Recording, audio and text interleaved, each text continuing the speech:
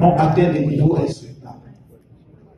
Le barrage de Pékin, il y avait 4 barrages, n'en prendrait qu'un seul, avait été évalué à 25 milliards de francs CFA pour la production de 15 mégawatts d'électricité. Normalement, suivant les chiffres de la Banque mondiale, 1 mégawatt doit être construit, en tout cas réalisé, à 1 million de dollars. Donc, le barrage de Pékin, devant produire 15 mégawatts, aurait dû coûter 7 milliards. Mais on l'a évalué à 25 milliards. Ce n'est pas grave. Le problème, c'est qu'aujourd'hui, la réalisation du barrage frôle les 100 milliards de dollars. De francs CFA. Les 100 milliards de francs CFA. Et d'ailleurs, l'énergie n'est toujours pas produite. Et ce n'est plus pour 15 mégawatts. On imagine que ce sera entre 8 mégawatts et 12 mégawatts. Je pourrais continuer.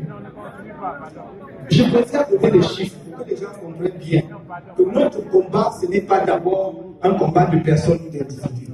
C'est un combat pour arrêter la descente aux enfers de pays.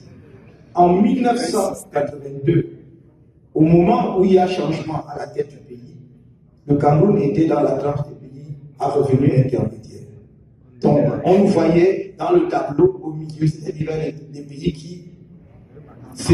qui s'orientent vers le niveau des pays développés. En 82, en 40 ans, nous avons déconstruit tout ça. Puisqu'en 82, nous avions une compagnie maritime, la Cameroun Shipping Line. En 1974, nous avions achevé la construction du Transcamerounais jusqu'en Gandéré. Nous avons réussi la prouesse de rétrécir le réseau ferroviaire. C'est-à-dire que Douala, comme ça, a été supprimé. Douala, je ne sais plus si ça existe encore, etc. Nous étions l'un des rares et premiers pays en Afrique subsaharienne à nous intéresser à l'électronique. Nous avions la firme équatoriale électronique à Douala, qui produisait les transistors et tout ce que nous aurions dû être parmi les premiers pays à faire des télévisions, des téléphones portables. Ça n'existe pas. Nous produisions le meilleur bois, avec le meilleur contreplaqué, avec la Sofibel à Belabo. Nous produisions des matériaux de construction avec Cédicam à Douala. Nous devions produire les engrais chimiques, pour l'agriculture avec Socamé à Douala. Il y avait une usine à pâte à papier qui n'avait pas encore commencé à fonctionner, mais qu'on aurait pu redresser pour qu'il fonctionne à EDA. Ça n'existe pas. Vous voulez que je continue?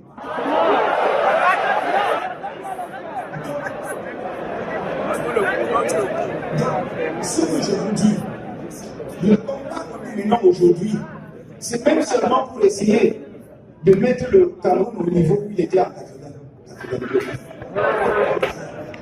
C'est ça la vie. Mais nous devons aller vite parce que nous avons la chance d'avoir des nouveaux moyens technologiques qui nous permettent de faire des sauts quantitatifs et qualitatifs. Et nous avons la chance d'avoir une ressource humaine de haute qualité disponible. Vous êtes là.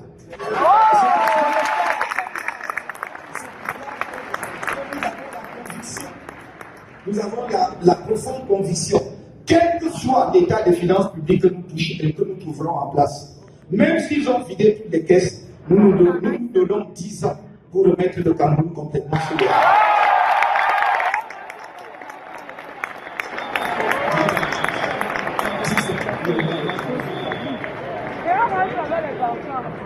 Alors je vous exhorte, mes chers camarades, mes chers amis, mes chers compatriotes, mes chers frères de la diaspora et sœurs de la diaspora africaine, regardons l'avenir avec confiance. Mais nous ne pouvons le faire qu'à une condition, à tourner radicalement le dos à tout ce qui nous divise. Radicalement le dos à tout ce qui nous divise. On a essayé, après nous avoir arrêtés en janvier 2019, à nous coller des infractions, parce que sur le plan national, il n'y avait rien. Parce que tout le monde, vous voyez, le monde technologique dans lequel nous vivons est fabuleux. Les gens avaient couvert les marches. On avait filmé les marches. Et donc tout le monde pouvait prouver de façon évidente que les marches avaient été absolument pacifiées. Alors qu'est-ce qu'on a trouvé? On a inventé une histoire de casse dans les ambassades. Un médecin, s'il vous plaît.